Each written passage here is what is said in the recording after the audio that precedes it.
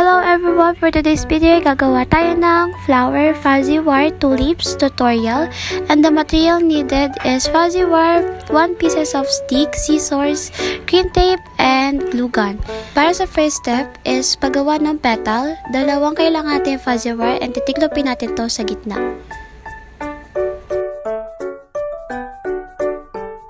And second step is pagkakonektahin natin siya and twist.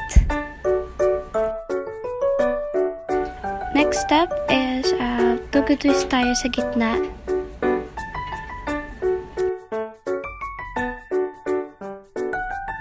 And then pagkatapos na ititiklopin natin yung dalawang magkabilang dulo, tapos ititiklop natin siya pabalik.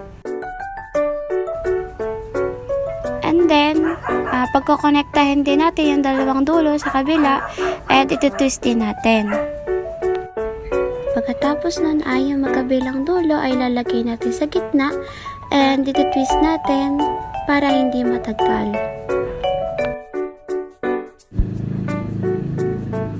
Pagkatapos nun ay titiklop din natin yung magkabilang dulo at para magmukha na rin siyang petals. Then titwist din natin para magbuhol.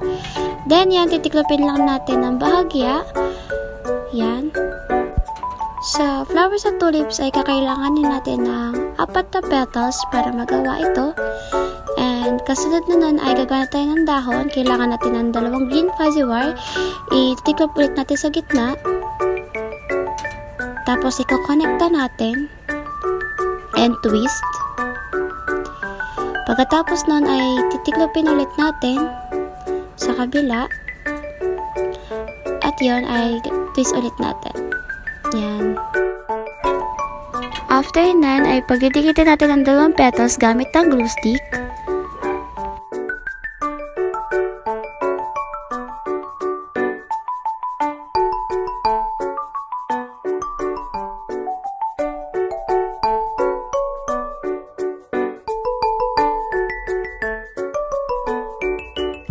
Pagkatapos na ay maglalagay tayo ng glue stick sa stick and then didikit natin yung ginawa natin.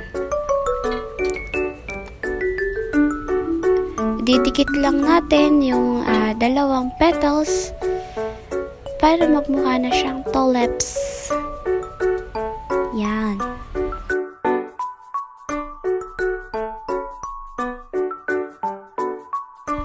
After nan ay handa natin ng green tape and didikitan natin ng green tape yung ating flower para hindi naman magmukha siyang pangit tingnan.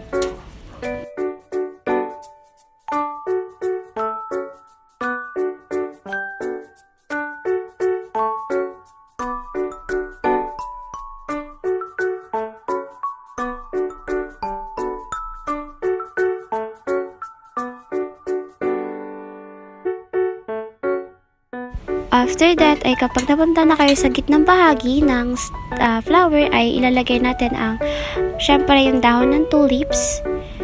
Hindi na natin kailangan i-glue stick. I-insert na lang natin siya sa green tape.